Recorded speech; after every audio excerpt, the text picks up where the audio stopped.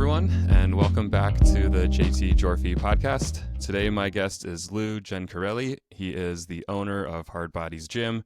He's a black belt in Kung Fu and also a trainer in boxing and Muay Thai. And he's a family man and all-around badass. So glad to have him on the show today. Thanks, Lou, for joining. Yeah, man. Thanks for having me. I appreciate it. Appreciate the invite. Yeah, so maybe we can start back as early as you want to go with your journey. It seems that most of your life has had fitness and activity and health as a prime and central kind of tenet throughout. So maybe kind of start as to where you got first involved in maybe the martial arts and fitness in general. That's an interesting one. So the martial arts was at a really, really young age. And that, believe it or not, was inspired by Jean-Claude Van Damme movies when I was probably like, man, I don't even know if I was like in first grade yet. I was begging my parents to be able to do that. And they were like, yeah, I guess that's karate. That looks like, let's sign them up for karate. And they signed us up, and my sister too, actually, with a family friend who had like a little karate school in Bloomfield. So that was like the first stage of it that probably lasted like a year or two. And then, when it was time to like move on because like we were getting better, we went to like a different karate school. And that was like my first like black belt. They called it like a junior black belt back then. And that kind of got a couple of years after that, probably around like age 12, that got interrupted by baseball actually, right? So we started playing baseball, really got into like the skill of the sport, wanting to get better. And that turned into me probably around, I want to say I was in like sixth grade, if I remember correctly, like kind of took it upon myself to start working out to develop like skills for baseball. Like I think if I do this, I could work on hitting the ball harder. If I work on this, I could probably throw better, things like that. That's kind of what started the whole workout thing. Mm-hmm. And then I just really dove deep when I started seeing like changes in the body. Like I didn't really start to get bigger and muscular, right? But when I started that, I was like, oh wow, this is crazy. Like that's kind of what really piqued the interest for like bodybuilding and really pursuing fitness. Then the next stage after that was like high school. Like I remember back then to be certified, you had to be, the age for some reason was 17 years old. I'm pretty sure it's 18 now. But I remember like the day I got my driver's license, top priority was like getting certified to be able to train. So I was like a junior, I guess, in high school. Got hired at Gold's Gym. Full time, literally. I was like racing out of school sometimes, cutting class. As a personal trainer, you're saying? Like certification to be a personal trainer? So sometimes I was like actually cutting class because my shift there was 3 to 11. So I was working, like going to school and working full time till 11 o'clock at night. Dang. Like racing out of there to go work. And all the teachers that were like, oh, dude, we got to start like looking at schools. Like you're going to be a loser. You're not going to do well in life. I was probably making more than that back then, honestly, training full time. But the thing that fueled all that, honestly, back then, like, I was living at home with my parents. I wasn't necessarily like motivated to make like a lot of money. I wasn't really thinking that way. It was kind of just like the passion for teaching people the right way to do these things. Because I'm like, you've trained with me, so I'm like very OCD. I can't let somebody like do something that's wrong and be like, all right, it's good enough. Like that's good for him. Like I have to like really make sure that it looks good before you leave that session. So I saw so many people, even at that young age in gyms, like doing so many things wrong. Like OCD, like even if I didn't know this person, it would like bother me. Like, oh God, that guy was doing like bent over lateral raises and his back wasn't straight. Like it would literally just bother me. So the fuel was for me to want to like correct that and make sure these people were like on the right path. I feel like that's what made me such a good trainer, even at a young age like that. It was like not so much about like the job and trying to make money and billing time. It was about like really wanting to help these people feel better and get in shape. And that's where it just like at that stage that I'm talking about now, that's when I probably, really take it to that next step. I know I'm rambling, sorry, but that answers that question. Rambling is encouraged on this podcast. Otherwise, it would just be the initial timeline of how things got that way. Like so crazy with the like really got me down the rabbit hole.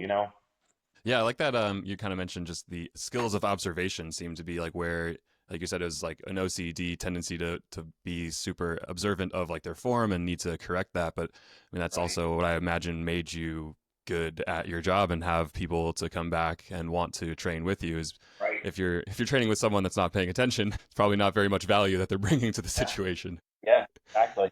Even at the opposite end of the coin, like especially for this isn't really like an issue with like regular like fitness clients that want to like learn how to lift weights and stuff. But I make sure I'm very like transparent about like when people a lot of people come to me and they're like, "Oh, I want to learn boxing."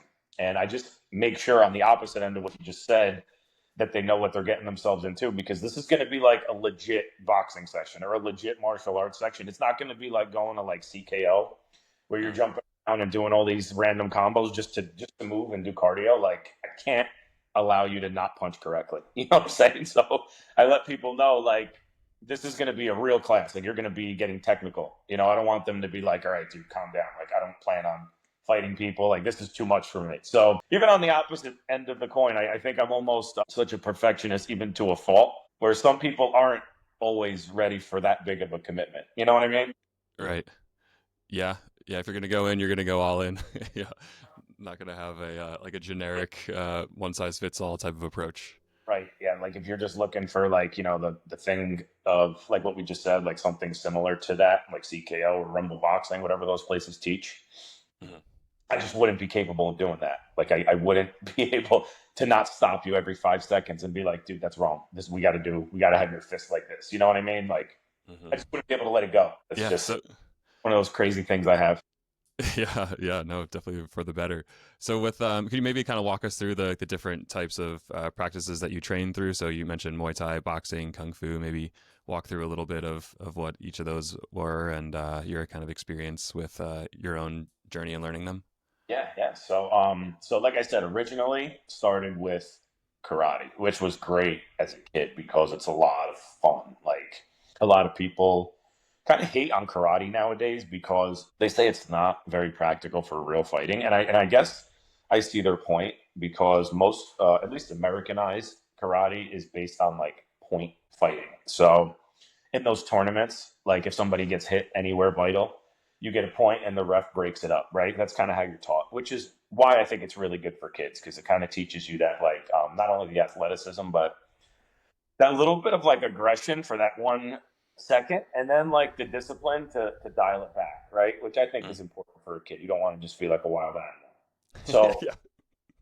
I see what people are saying that it's not practical, but I also think there's a lot of value in it for like discipline and the structure of a traditional martial art. But having said that, I did get to a point where I kind of like outgrew it altogether and I wanted to learn something for like real fighting, like full contact. That's where Kung Fu came into play. And this, so my teacher was actually a really good family friend of mine who I knew since like literally since the day I was born.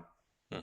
I was old enough to kind of make those decisions on my own. I started training with this guy because he always had like awesome, like he knew I was always in karate. By the time I was a black belt, he was always like showing me his stuff. I would show him stuff that I was learning, and he just had like amazing stuff that was like way over my head. Like he already was using like inch power and showing me how he could like send you across the room with the 1 inch punch and cool stuff like that. So I was like, man, I got to train with this guy. Like he was just one of those people that like shaking his hand felt like a brick wall. Like it was just like little guy too, not big, not muscular, and didn't look strong, but was just a tank. So I just always like felt that as like another martial artist, you could kind of just feel that in someone else. So that's what got me into the kung fu.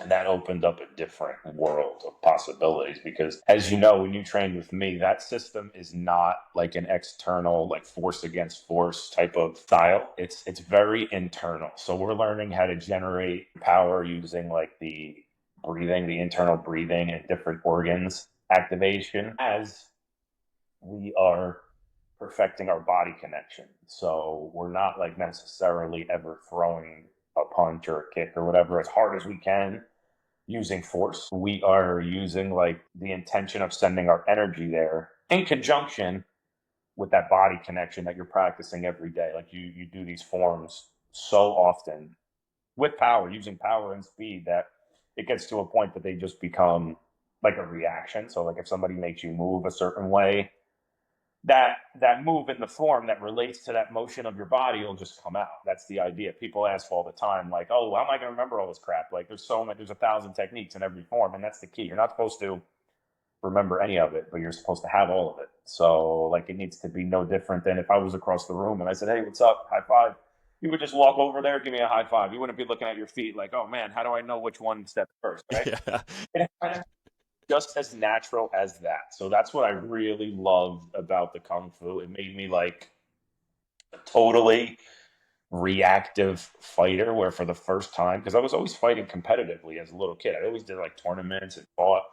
And I remember like at the younger ages in karate thinking like, "Oh, I want to set up this cool kick. My friends and family were there. I want to show off and show that I can do a spinning flip, something, whatever." And then it got to a point where my fights were like over so fast when I got into the kung fu because I was just reacting, not using all the fluff. And Mm. like in a weird way, it seemed like it was over in the blink of an eye, but it was also like things in the ring were happening in slow motion now because I wasn't thinking. It wasn't like chaotic in my head. I remember literally seeing punches like come past my face and me turning just in time and like feeling the glove barely like touch my nose. Like I remember can clearly, vividly have memories of things like that. And I'm like, wow, how the hell did I get out of the way of that? But when everybody could be like a tough guy and say, "Yeah, I'm not afraid. Like, I don't care. I'm not worried about getting hit." We're all scared in there, right? So being calm in that situation is way, way easier said than done. And Hmm. the kung fu was the only possible way I would have ever gotten there. Because I had like the jitters worse than everybody. And nobody believed me when I said that. People thought I was just like trying to be humble and not sound like a tough guy. Because I was always a pretty athletic kid and always bigger than like most of the kids my age, especially younger. Now everyone's taller than me at this age, but I was usually like one of the bigger kids. So I did really well. Like I never got beat up or whatever. So like in those like karate classes, especially, they were like, "Oh, but you're like the best one, and you don't ever get hit, you're never losing." But I was like the most scared out of anybody in there. I was like petrified of getting my nose broken, which, as you can see, happened quite a few times. Yeah. I just really never got over those jitters until I truly had that confidence where I knew, like, all right, it's very rare that I'm going to come across somebody that's going to be able to mess with me. So then, like, once I really knew I had that, that was what allowed me to stay calm and truly, like, not be scared. You're always a little nervous when you're in there. Like, I'll still probably get like that to this day. But being able to, like, slow it down and see what's happening instead of, like, flinching like the rabbit running away from the tiger, that Hmm. was like the biggest thing I've learned about Kung Fu. And what I'm getting to, I know I'm rambling again, but what I'm That's getting good. to about all that, why I'm getting so deep into that is that all this stuff that we're talking about, like especially with the Kung Fu, it relates to anything you could possibly encounter in life. Like you remember when you were training with me, I would always tell you, like, look, if you're trying to make this move more powerful, you can't try to like add more muscle to it. That's the opposite, right? What we want to do is just let it go, just let it happen. Because the more you let go, the faster you can get from point A to B without any interruptions that don't belong there. It's kind of like when you get to the dumbbell rack and you're going to pick up those 100-pound dumbbells, right? Let's say you're going to do shrugs or something, right?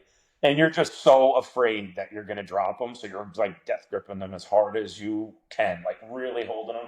Now you're using more forearm than you need. And in 2 seconds, you can't hold it anymore. Your grip and your forearms burn so bad that you let them go twice as fast as you would have. If you just let go, and held it just enough to hold them and didn't worry about it. You know what I'm saying? Without using all that Hmm. extra stuff. When you're doing things the right way, it doesn't feel hard. Like Yeah. if you're pressing, let's say, I know this is a stupid analogy, but one that everyone will understand.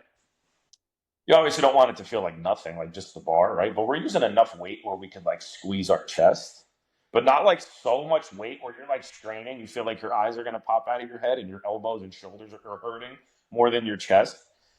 That's like not the way it should feel. That's straining. That's not really like training. You know what I'm saying? So Mm. we want to feel like the output of what we're doing is difficult and the resistance of it is a challenge, but it should never feel like so hard in anything in life that like, oh my God, there's just no way I can do this, right? Like even though Hmm. it's hard, you can do it and you can do it the right way. So I like how that whole concept of what I'm saying is the basis of our entire system. Like as you get better, you're not getting like bigger, faster, and stronger. You're learning how to let go more. Like when something Interesting. happens in life, unfortunately, life is full of surprises, right? There's nothing you could do about most of these things. And like sitting there screaming and cursing and crying about it, it's not helping the situation. You got to just let go and trust the process, you know? Yeah, when you're mentioning kind of the body connection and yeah, that ability to let go, it seems like maybe the the forms and the repetition and like mentioning like breath control as the way to build that trust with yourself, build that trust with your body, so that maybe like your higher brain doesn't come in and try to second guess or rethink. Because I think I've actually never been a fighter, but I imagine that in your fights, like you don't have time to think like, oh, I'm getting this punch thrown at me, and then what am I going to do next? Like you're kind of relying on the reactions and reflexes of your body in that moment. And so, like, I guess with that, the training and leading up to that, like, is it daily? For hours you're going through these forms. Like, what kind of like routines and disciplines kind of does that kung fu system utilize? Well, the thing about the kung fu, right? So obviously, like if you're training for a fight, it has to become a little more physical because you got to be in just as good of shape, if not better, than the other guy, right? So like if you're training for a fight, we're basically training like boxers. Like we're waking up in the morning, running 8 miles, Mm. and 12 rounds on the heavy bag at some point that day. Still getting your weights in because we got to keep the body armor strong with the internals. You know what I'm saying? Hmm. So you are doing like way more volume to keep up with your wind and your stamina for a fighter. But as far as like the actual kung fu portion of it, it's funny that you asked this because I just had this conversation the other day with another one of my black belt. Like we were in the same class of black belts, like basically graduated together, if that makes sense, right? And a lot of these guys kind of like it was like a goal in their head, like because it's really hard. This system's really hard to complete. Like I'm talking less than 1% of people that start it last more than 90 days. It's really a Mm. lot, big commitment. So a lot of these people are like, dude, once I get my black belt, no one's ever gonna mess with me. No one's touching us at that point. So I just got to get my black belt and then I'm good, right? And when these people have that outlook, most of the time it changes by the time you make it to black belt because you see like you've reached limits that you didn't even think were possible, and you could see how much higher you could still go. It's kind of like we call black belt the second degree white belt because that's when I really started learning, you know. But the guys that don't see that and they just have that goal, like I just want to be a black belt, I just want to get my black belt. A lot of them like kind of slowly phase out of it. Maybe they don't ever stop, but they're not like actively pursuing like training enough where they're still improving over time, right?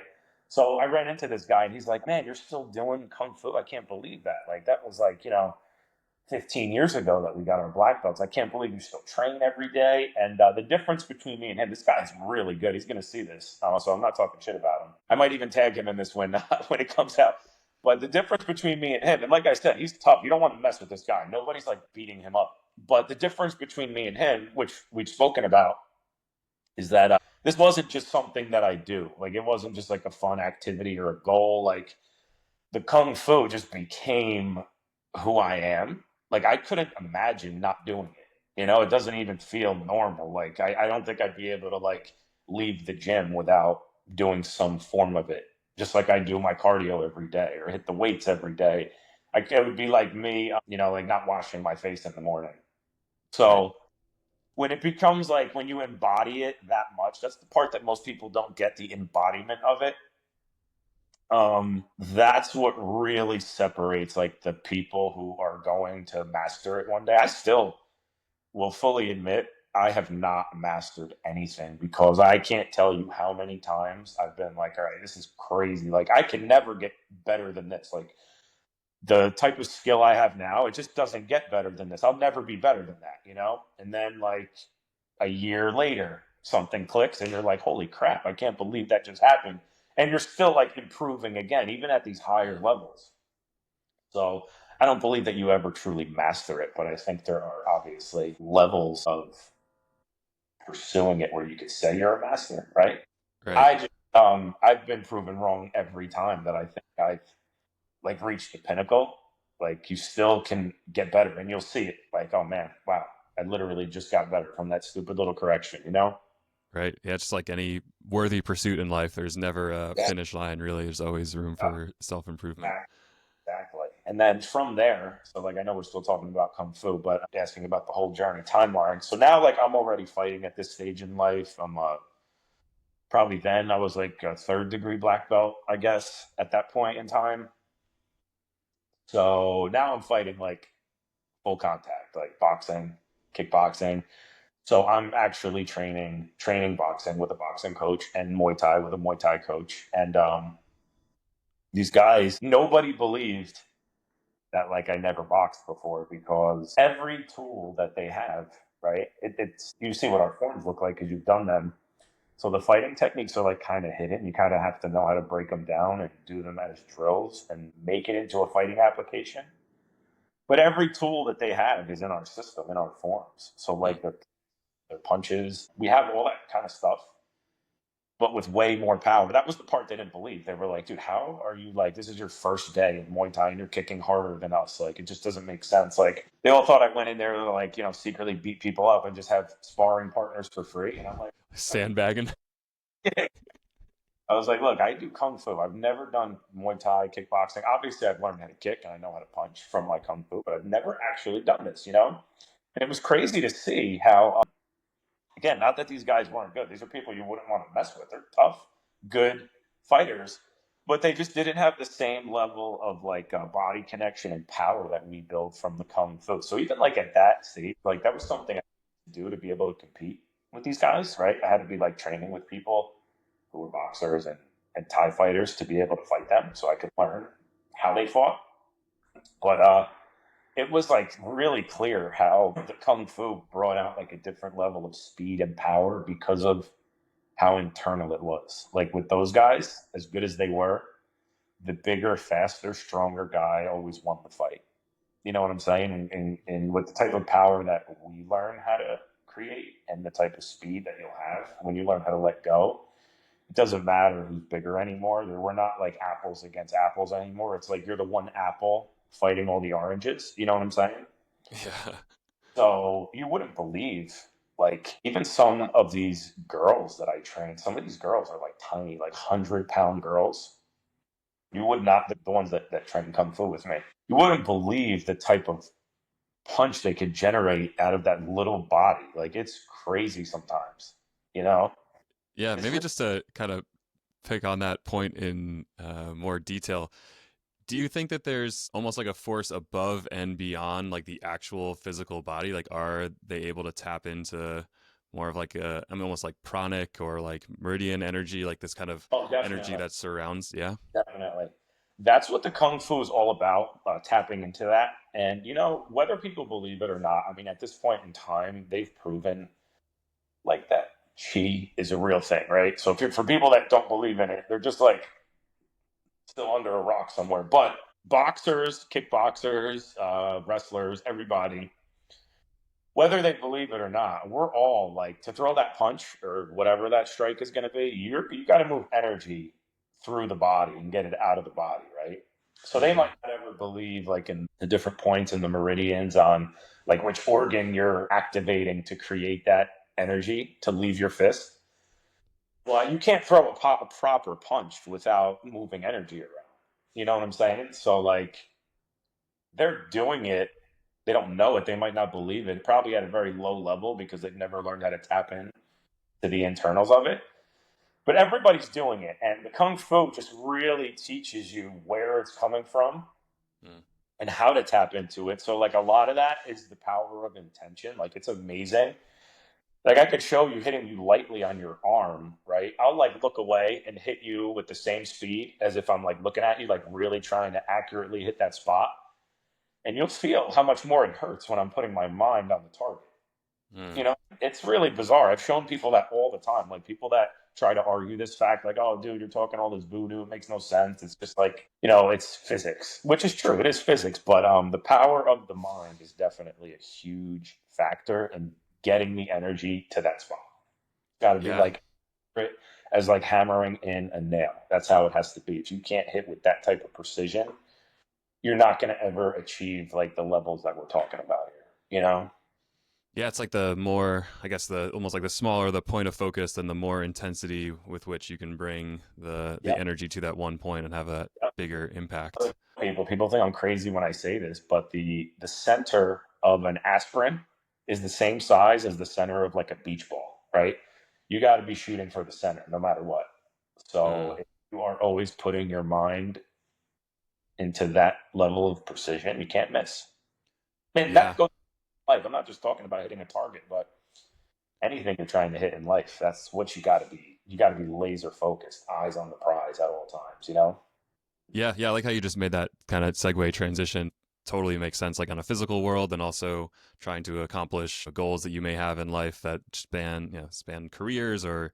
span like whatever you got going on, to achieve, or like your own personal goals. Like that level of attention and focus, and not being distracted by the things, is what's going to give you the ability to drive power to it, be able Totally. to accomplish it much more, I guess, efficiently or powerfully.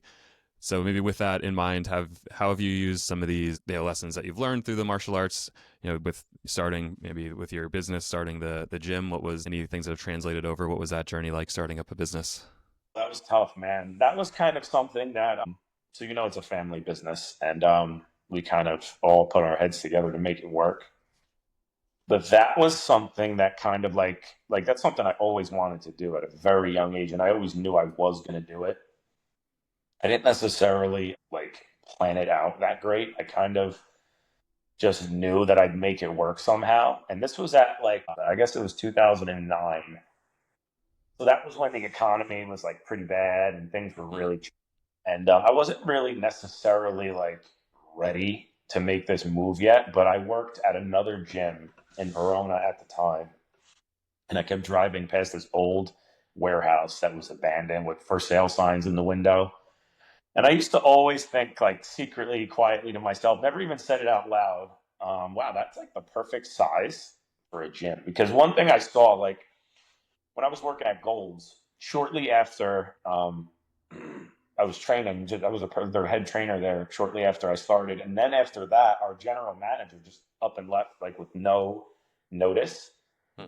And because like I was working closely with the owners, like with the personal training department, they were like, "Dude, we got to throw you to the wolves because we don't have anybody else. Like, you're gonna have to learn to be the manager." And I was like, "Oh my god, I had no clue how to do this." But they were very good, and they taught me a lot of things that I needed to know. So now I started seeing the inside of the business, and I saw that that gym was big. It was like 40,000 square feet, and I saw how crazy our overhead was. Even though they were making a lot of money, they were doing like I want to say 120,000 a month in memberships and like almost 200,000 a month in personal training. So they were doing Wow. big numbers. But because of the size of the facility and the upkeep, the overhead was absolutely crazy. So Hmm. seeing that from the inside, I knew like I don't ever want to be that big. Like a gym that big costs too much money to run. So I had it in my mind. Like I always crunch numbers and kind of played around with things. Like I never wanted to be bigger than 10,000 square feet. That was like the perfect happy zone where it's like big enough where you could have everything people could possibly need. And you could run it at a comfortable margin where you're not like killing yourself to crack that nut every month, you know? So the reason why I'm rambling about that is because that's what made me when I looked at this building, like I said before, I was like, wow, that's like the perfect size of what you need for a gym that's going to make the best, like the best profit. It's not going to Hmm. kill me to maintain it. I'm not going to be paying 40,000 a week just to keep the lights on. You know what I'm saying? So the size like just really smacked me in the face. I was like, man, that's perfect. But I never really like looked any further into it. And then I probably drove past that building every day for like a year until I think I told Steph about it first. Like, let's go look at this building. And we didn't even go inside. We didn't even call the realtor. We literally just like pulled in the back, kind of walked around, and just literally took a glance at it. And then I was like, all right, cool. Whatever. Kind of let it go. We didn't really talk about it, I don't think, after that. And my father, he's a big real estate guy. So he knows, like, he's a construction guy who owns like a lot of real estate. So he knows a lot about like structural issues with buildings and things like that. So couple months later, I guess I couldn't take it anymore, driving past it nonstop. I was like, man, I gotta give this a shot. Let's see. So we call my father. He comes to look at it, make sure the building's in good shape, all that. And now we're like, you know what? Screw it. This place has been sitting here for years. Maybe we'll just make a crazy offer, and we'll see what happens. Long story short, crazy offer was accepted. It was Nice. a really good time to buy real estate, especially commercial property was just sitting there doing nothing all over, especially in that area. For some reason, I don't know why that area, like they just could not rent or sell commercial property. Hmm. So even though like I wasn't necessarily like perfectly mapped out for what I was going to do next, it was just too good of an opportunity where I was like, I got to buy this, I got to do it. So we did. And we learned a lot of these things along the way about like, thankfully I had a little bit of a leg up seeing like what other gym owners were doing wrong, where they were wasting money. So I think I did start at a pretty good point, but there was definitely a big like learning curve on what it took to run a gym. But I gotta say, we got past it pretty quickly. I would say within like a year, we were running like very smoothly, like a well-oiled machine. That first year was tough, but that's what really like once we found our groove and the business was really running well, that was when we were able to like kind of take a step back and really focus on like our passion again, which was like training people. And I was able to like take on more clients. There was a point where I was so busy trying to get it going that I could not take on a single client. I didn't train people for probably a year, maybe more. Hmm. So getting back to that was where things really started to get big, because you know how it is. Like when you're, like we said before, you're working out of like for your passion, not necessarily just to make more money. Like the laws of attraction naturally bring the right people to you. You know what I'm saying? So not only just like tons of clients that wanted to train with us, but tons of other really good instructors and good trainers. It was almost like we were like a magnetic force, like just building this great team of people, clients, staff, everything just honestly fell into place. And thank God Steph is just without her, it would be tough because she is a mastermind with like being organized with the bookkeeping and anything behind the scenes that you don't see. That's where the real hard work is. Like you people don't understand how hard she works to do her part there. It's crazy, and I'm very thankful for her because I know she does way more than I do, and it's stuff that I wouldn't be capable of. That's just not the type of headspace that I'm at. I would be a complete disaster. As good as I am and as organized with stuff like that, I would not be organized at all. When I look at that, it's like reading Chinese to me. You know what I'm saying? So thank God for her. She works really hard. She's like 90% of the reason why we're so successful, and I'm always thankful for that. And the two of us, I think, like I said, it might be a little unfair because she works very hard. She does a lot. And the two of us together, though, are like kind of the perfect team because of which she can handle is stuff that I can't do, and vice versa. There's a lot of stuff that I have to take on myself that I wouldn't expect her to handle. You know what I'm saying? So I feel like Mhm. as long as partnerships are um, like yin and yang that way, they work perfectly. You know what I'm saying? Yeah. Yeah, and to the listeners that heard the episode before with Stephanie Rogers, that is Lou's sister, co-owners, and we heard a little bit of her version of the story of starting up the gym from Right. nothing and having to work the crazy hours in those formation years, The and crazy then hours. I really don't know how we did that, man. I'm telling you, looking back, like people ask me all the time, like, "Oh my god, you guys are so busy, you're killing it here. You should open another gym." And I just laugh. I'm like, dude, you can't imagine. Like we were here from 5 a.m. until 10 o'clock at night, literally 7 days a week. Looking back on that, I'm like, how the hell did we do that? That was crazy. And this is like in the beginning where forget about like hiring somebody to work for you and having a staff. You can't even afford to pay yourself. We didn't make a paycheck for a while. You know what I'm saying? So Mhm. people don't realize like you got your work cut out for you just to get it off the ground. Like it was pretty crazy, man. Pretty freaking crazy. But going back to before I started rambling on, it truly did all come together because of our passion of like helping people. And I feel like, not to sound corny, but I feel like this is the value we provide to the universe. Like we Mhm. pass this knowledge and these gifts on to people because we want to see them be as like take them as far as we did and be even better than we are. Like I have a lot of students that come to me, especially for the martial arts, not to keep going back to this, but a lot of them will come to me saying that they feel like their teachers are like not really showing them the good stuff yet because they're like afraid of the whole like the teacher is going to be passed up by the student type of thing. And that's like Mm. literally my goal. Like I hope that somebody could stay in it for long enough to make them better than I am. Like I would love to see one of my students surpass me and be able to kick my ass and get that good because now I know that he could still pass it on. Like Hmm. people ask me all the time, dude, you're the owner and you have like, you know, all these boxing coaches that work for you and trainers. You don't need to be training people anymore. You don't need to be there at like 4:30 in the morning. Why do you still do it? And it's honestly, truly, not to sound corny, it's because of that. I feel like I'm too good, not to pat myself on the back, but I'm just too good to not pass it on to other people. You know what I'm saying? Like I It'd don't be a want. shame. Yeah, it'd be a shame to keep it all trapped in. Exactly. It would be a shame to not share it with people, especially when you see the type of like bad teaching is out there. You would not believe. I swear to God, dude, out of the thousands of people that I've trained, everybody comes in, like the ones that have done something before. I used to box. I used to do this. I used to do that. Out of all these people, and this isn't counting like the people that know that they're brand new. I just want to learn, right? I'm talking about people that come from other places. Like, oh, I was a boxer. I want to get back into it. Out of thousands of people, there was literally one guy that actually looked like he knew how to box. So Yeah. the amount of like bad teaching out there where these guys are just taking people's money and not teaching them anything is Mm. really crazy. You know, when I started seeing that, it almost felt like it was my duty to like be there for people like that, you know, because you're Yeah. spending this money and forget about the money. What about the time you're investing into like learning something wrong or something that's just not what you're paying for? You know what I mean? Like such wasted time, especially people that spend years doing that. Hmm. Teachers that don't care, you know?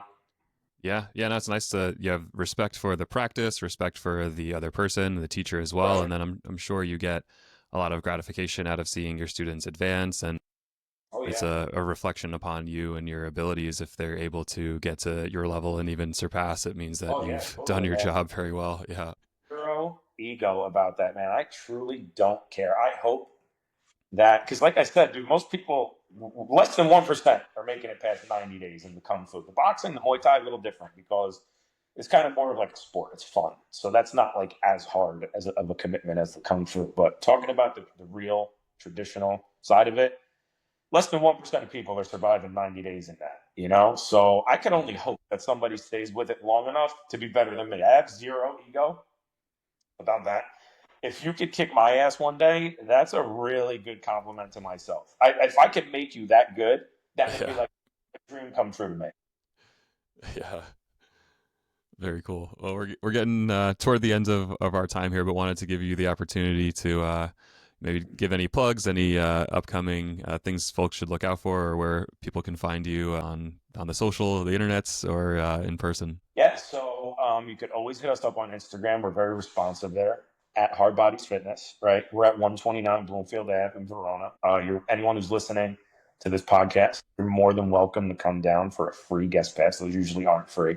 Those are like Nice. 15. So more than welcome. Just mention this podcast. We will make sure we have guest passes at the front desk ready for you. Awesome. Thank you. So I hope we could get some of you guys in there to come check us out and see how awesome we are. We're a full. I know we talked mostly about martial arts, but we're a full blown fitness facility. It's not like just boxing or just personal training. It is, we have like a full blown cardio deck, all like the pin loaded cable equipment, plate loaded hammer strength machines, free weights, squat racks, Smith machines, like anything you could possibly imagine. You could come to the gym and work out on your own. You don't need, we're not like a personal training studio. We're a full gym. So come check us out. A lot of people, the number one thing everybody says, our building's a weird shape. It's kind of like the shape of an L. So when you walk in, it kind of hooks this way. From the front, everybody says, "Oh my God, this place is huge. It looks so small." From Bloomfield Ave. So come check us out. We're bigger than we look. And yeah, I mean, Great. Unless you have any other questions, I think I said everything I needed to say. Nice. Yeah, no, and I can personally vouch for HardBodyz gym. They do have everything you could ever need to train. And yeah, I would go in there, get some kung fu lessons from Lou, and then in the days that we were not training, go in there by myself and just have at it with free weights and the machines. And it was kind of in a lot of ways, kicking off my own like strength and fitness journey was in that gym, leading to the spirit behind this podcast of continuing my pursuit and growth efforts on trying to be as healthy and fit as Yep. possible. So, yeah, I wanted to thank you again, Lou, for your time during that training, for your time coming on the show today and sharing your thoughts with the audience. So, thank you very Yep. much. That's another really good point that you bring up. Just before we log out here, I wanna touch on that for a second. So remember how when you first started with me, I used to tell you like forget about like all the power and all the cool stuff and the fighting, completely forget about that. We want to just be constantly growing spiritually and pursue like the health aspects of the martial art, right? And if you treat it that way, you get all the easy stuff for free. Like if you're focused on all the important stuff, you're going to get the fighting part of it. So you could apply that to anything in life. If we focus on all the good stuff and we try to do all the right things and we do our best to be as good as we can be as people, everything else falls into place and you get all that stuff as a side effect anyway. So that's what we should all be focusing on, right? When we're on that Stairmaster, as miserable as it is, instead of thinking about, oh my God, I'm fat, I want to be looking good in a bikini or whatever, instead be thinking like, this is really good for my heart. This is going to make me not ever be out of breath. Like this is going to give me the stamina I need for inside of my body. And then you know what? You get the other part for free anyway. It's a side effect of it, right? Yeah. So take that into everything that we do in life. We'll be okay. Yeah. Yeah. Get healthy for yourself first and foremost, and then how others view you as being fit will just be a bonus, but do it for yourself. Everything else follows, man. Awesome. Yeah. Good words to live by. Thank you again, Lou, for coming on the show. Really appreciate it. Thanks, man. You take Take care, care, buddy. everyone.